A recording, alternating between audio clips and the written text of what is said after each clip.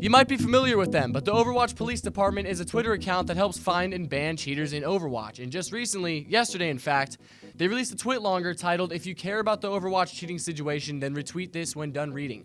And in it, he pretty much just threatens to make the cheating situation way worse. He starts off by telling us there's been an increase in cheaters recently in Overwatch, and he explains how Blizzard's system has been unable to detect them. He reminds us that the people selling the cheats are making $5,000 to $10,000 a month, and they're not going to stop, and says that this has been going on for 2 years, with one cheat being undetected and in rotation for over a year now. He showed Blizzard a clip of someone blatantly cheating, and they said the guy looks legit. And that's about where I think his last straw was. He talks about how hopeless he feels with Blizzard, calling them closed-minded, and just explaining his frustrations. And then in it, he just threatens to release the source code of a cheat that is used as a foundation to build other cheats to the public. And he says he'll do it in a week from yesterday, so the 23rd, and then he'll release just the whole folder of it for everyone to use. And he knows he'll get a bunch of backlash for it. He knows it'll make the game 5 times worse. But he says it's come down to this because Blizzard has not given him the proper response he wants.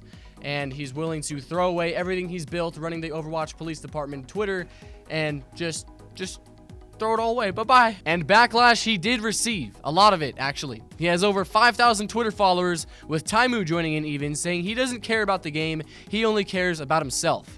Taimu says that the Overwatch PD spent time and money on charity work and got nothing in return, and now he feels entitled. And that's not our fault, because he's not entitled to anything. He tries to explain his reasoning by saying there's 20 plus cheats out there in ranked, there's people making $5,000 to $10,000 a month off of it, and he's got to stop them by oversaturating their market, but also ruining the game. Then he says, think of the bigger picture. Think of the bigger picture? Excuse me, what do you mean, think of the bigger picture? What is the bigger picture? Because in theory, the bigger picture should be Overwatch ruined due to cheating, and it would be your fault because you were the one who released the cheats, mister. And maybe you ruined these guys' business or something, but they're still making, they're making $5,000 to $10,000 a month. If they're actually making that, they're probably still going to be making pretty good money afterwards. It's not like you're going to completely ruin their business. Why does their income matter to you anyway?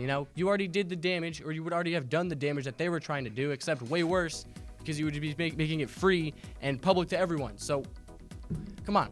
Most of all, though, you'll be painted as a criminal because what you're doing is illegal, pointless, and it's just making you look stupid. So, you should just stop. I will have a link to the tweet longer in the description in case you want to check it out because it was a pretty interesting read. I'll be honest, it was kind of long. But we'll see if the Overwatch PD is going to take any action, if he's actually going to do something, or if Blizzard responds to this because this has been blown up. I'm actually very curious to see where this goes. And next up on the 14th, the Houston Outlaws announced Coolmatt's retirement from the team as a player, and that he'll be moving into a different role within the Outlaws. And just about everyone had something good to say about him, so I guess he does live up to his name, Matt seems pretty cool. But the part of this story that caught my eye is what Flame, the manager for the Outlaws, had to say about Matt following his retirement. He says, a little insight to who Matt is as a person, since I've seen a lot of hate and asking for him to retire on Reddit. We were at our max budget for the season after the Rappel and Mako signings, and Coolmatt was on a guaranteed contract for 2020 and could have rode the roster for full salary. Flame says he decided to take a large pay cut so the team could afford Jesse's salary.